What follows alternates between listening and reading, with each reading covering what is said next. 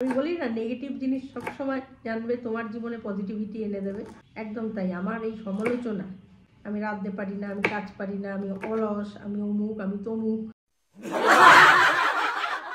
নমস্কার, আমি গৈরিকা, কলকাতা ক্যানভাসে তোমাদের সকলকে স্বাগত জানাই। একটা নতুন দিনে আবার তোমাদেরকে স্বাগত জানাচ্ছি। আজকে সকালবেলা একটু মেঘলা ওয়েদার আছে, দেখো খুব একটা রোদ কিন্তু এখনো ওঠেনি, সেই অর্থে একটু মেঘলা মেঘলা ভাব আছে।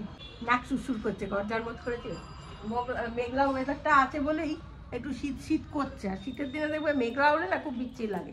আমাদের ব্রেকফাস্ট টেবিল মোটামুটি সাজানো হয়ে গেছে। এই যে চন্দনার মা বসেও পড়েছে, আর এখানে গজাবাবুও রয়েছেন। এই যে গজাবাবু এখানে, তার খাবার দাবার দেবো, ওখানেই রয়েছে, খাবার তৈরি করে রেখেছি। এই যে ওখানে একসাথেই করে রেখেছি ওকে, মানে ডিমটা দেবো, বাদ বাকিও রয়ে গেছে খাবার। তো চলো খাওয়া দাওয়া করে নিই, ব্রেকফাস্ট করে নিই, তারপরে আজকে রান্নাবান্না সেরকম ঝামেলা নেই, আবার আছে। এটা এখানে ফেলে রেখেই চলে গেছে, দেখেছো? দেখো, এগুলোর কিন্তু কোনো বিচার হয় না, আর এগুলো গনেও না। আমাদের এই কাজগুলো কেউ গনে না, এগুলো ভাবে কোনো কাজই না। বেরিয়ে গেছে, এসেই বলবে মাম রান্না হয়ে গেছে। কিন্তু ফাঁকে যে এইসব কাজগুলো থাকে সেগুলো আর কেউ দেখে না। আমি শুনলাম একটা, জানো তো, যে ওই দেবলীনা ফোন করে বলল যে জানিস তো হাইকোর্ট থেকে নিয়ম করেছে যে প্রত্যেক মাসে 100 টাকা করে গৃহবধূদের হাতে দিতে হবে, কারণ তারাও সারাদিন ধরেই কাজ করে, তো সে কাজেই তাদেরও একটা রেমুনারেশন দরকার। আমি চন্দনকে বললাম আমাকে 500 টাকা দেবে, 100 টাকায় হবে না, প্রচুর কাজ করি আমি। যাই হোক, কালকে আমার কাজের অর্ধেক মানে হাফ ডান অবস্থায় আমি রাত্রিবেলা আর শেষ করতে পারিনি, রেখে চলে গেছিলাম। আজকে সেটা কমপ্লিট করে রান্না শুরু করব। এই যে বাঁধাকপিটা দেখো অনেকটাই কেটে ফেলেছি, এইটুকুটা আর কাটতে ইচ্ছে করলো না। কালকে মৌয়েরা এসেছিলো, গল্প গুজব করতে করতে কেটেছি এটা, তারপরে আর এটা কাটতে ইচ্ছে করলো না, তো সকালবেলায় কেটে নেবো এইটুকুটা। মাছের মাথা দিয়ে আজকে হবে বাঁধাকপি। ছুরি দিয়ে কাটতে না আমার বহুত অসুবিধা লাগে, জানো তো। এর থেকে যে বটি থাকলে ভালো, তো বটি আমার একটা কিনতেই হবে বাঁধাকপি কাটার জন্য। অন্তত জামা কাপড় কাচতে দিয়েছিলাম, হয়ে গেছে। তোমরা যারা বলো না কাজের লোক রাখো দিদি, কাজের লোক রাখো দিদি, তাদেরকে একটা গল্প বলি। আমি আমার পরিচারিকাকে বলেছিলাম, প্রথম যেদিন আমি বাঁধাকপি কাটি আর কি, এখানে এসে ওরাতে বলেছিলাম যে আমাকে একটু কেটে দিবি রে, আমি তো কাটতে পারি না বটি ছাড়া, আমায় একটু কেটে দিবি। ও বাবা, আমি কাটতে পারি না বৌদি, ও আপনি কেটে নেবেন। আচ্ছা, কেটে নিলাম। চালতার ডাল করবো ওই অরন্ধনে, কেটে দিবি। ও বাবা, আমি চালতা কাটতে পারি না, ও ইয়েকে বলবেন, দাদাকে বলবেন, এই সমস্ত বলে দিল। ঠিক আছে, চালতা কাটা শিখে নিলাম। তো ও বাবা আমি এটা পারি না, এটা ওরা বলে দিতে পারে, কিন্তু আমার সংসারে আমি তো আর ও বাবা আমি এটা পারি না বলতে পারবো না। আমাকে শিখতেই হবে, করতেই হবে, সে আমাকেই করতে হবে। এবং কোনো অকেশান বাড়িতে 25 তারিখে অনুষ্ঠান, এই যে আসে সব, 1 জানুয়ারি পাবে না ছুটি, যে কোনো অকেশানের দিন ছুটি, আসতে পারবে না। তাহলে তোমার ওই প্রত্যেক দিনের যে কাজ, সেটা তো এমন কিছু কাজ থাকে না, আর সেটাতেও সমস্যা হয়, টাইমের ব্যাপার থাকে আমার।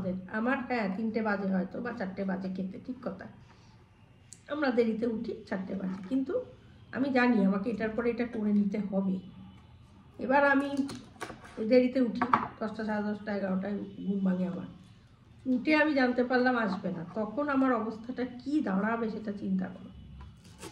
এবারে আমাদের যারা আমরা ব্লগিং করি তারা জানে আমাদের তো কোনো টাইম শিডিউল থাকে না, যে এই সময় থেকে এই সময় অবধি আমার অফিস আওয়ার্স, তা তো নয়। সারা দিনের কাজের মধ্যেই এটা কাজ। যখনই আমি জানতে পারছি যে আমাকে এক্সট্রা এই কাজগুলো করতে হবে, তখন আমার কি হয়, মানসিকতার চাপ পড়ে আমার, তখন ব্লগিংয়ে বা ভিডিওতে সেই প্রভাবটা পড়ে। আমি খোলা মনে কাজ করতে পারি না, যথারীতি আস্তে আস্তে যেটা হবে, রাগটা প্রকাশ পাবে এবং আমার এই কাজটা অনিষ্ট হবে, যেটা আমি করি বা ভালোবাসি, তোমাদের কাছে আসা, তোমাদের সঙ্গে হাসাহাসি গল্প গুজব করা, এটার চাপ পড়বে আমার মনের ওপর। সেই প্রভাবটা পড়বে।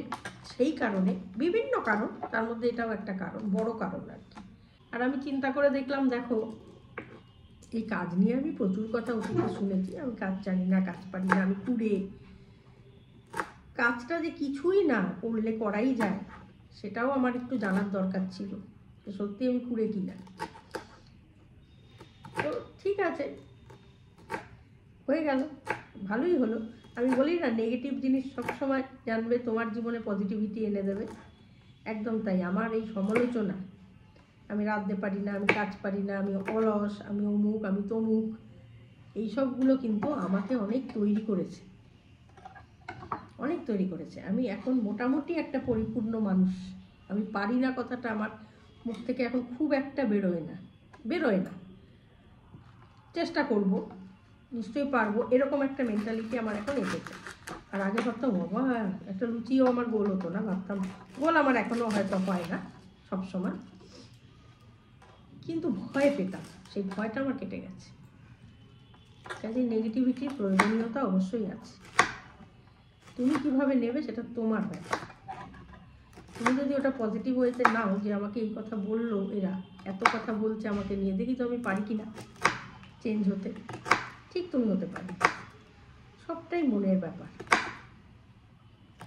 তা না হলে এই যে বিদেশ বিভুঁয়ে তো কোনো কাজের লোক থাকে না, বড় বড় যারা খুব রোজগারে তাদের বাড়িতেও থাকে না, কারণ সিস্টেমটাই নেই। তারা কি করে চলছে বলো? চলছে তো। হ্যাঁ, যখন পারবো না, আমি সারা জীবন পারবো সেটা হয়তো বলছি না, বয়সের সাথে সাথে নাই পারতে পারি, যখন পারবো না তখন পারবো না, কোনো অসুবিধে নেই। কিন্তু এখন তো পারছি, এখন করি, তাতে শরীরটাও আমার সচল থাকবে। আমরা তো সকালবেলা উঠে হাঁটা বা ব্যায়াম করা, এগুলো সেই অর্থে করতে পারি না। এবার ঘর ঝাড় মোছটা কিন্তু একটা খুব ভালো ব্যায়াম, শরীরের কষ্ট অনেকটাই চলে যায়, মানে সেই অর্থে থাকেই না, হয় না।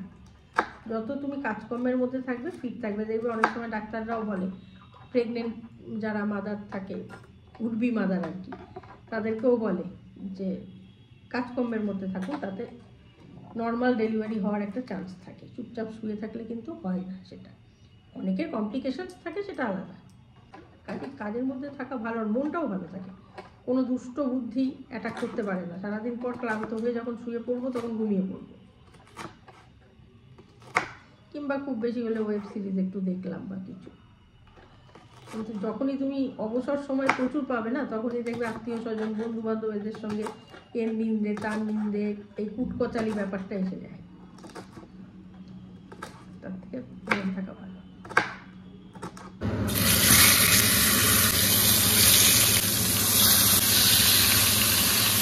স্নান করে পুজো করে চলে এসেছি সেই বাবার চাদর।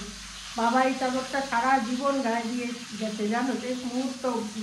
এই চাদরটা বাবার খুব প্রিয় ছিল, আর এটা আমার বিয়েতে পাওয়া চাদর, বহু বছর হয়ে গেল, 15 বছর। ঠিক একই রকম রয়েছে চাদরটা। আমাদের পাড়ায়, পুরোনো পাড়া, আনন্দমঠ, ইচ্ছাপুর আনন্দমঠে উল্টো দিকে বাড়িতে এই মালা কাকিমা বলে একজন ছিলেন, তা ওনারই মা আমাকে এটা দিয়েছে। এত ভালো চাদরটা না গো, পরলে কি আরাম হয়, গরম লাগে বেশ, খুব ভালো চাদরটা। যাই হোক, রান্না বান্না আবার স্টার্ট করলাম, করে গেছিলাম, ভাপে দিয়ে গেছিলাম, ইয়েটা তোমার ওই কী বলে, বাঁধাকপিটা ভাপে করে দিয়ে গেছিলাম। এবার মাছটা ভাজবো, ব্যাস বাঁধাকপিতে দিয়ে দেবো, হয়ে যাবে। এখানে ভাত, এখানে মুসুর ডাল, আমার জন্য একখানা বেগুন ভাজা করেছি, আর কেউ খায় না তাই। এখানে হচ্ছে বাঁধাকপি মাছের মাথা দিয়ে, এই যে ধোয়া বেরোচ্ছে। এখানে কাচকি মাছ ভাজা, আর এখানে একটা মাছ ভাজা নিয়েছি আমি, তেল আর শুকনো লঙ্কা ভেজে। এই খাওয়াটা আমার দুর্দান্ত লাগে, দুর্দান্ত। তো যাই হোক, আর দেরি করছি না, এবার খেতে বসে পড়ি, প্রচণ্ড খিদে পেয়ে গেছে, চলো।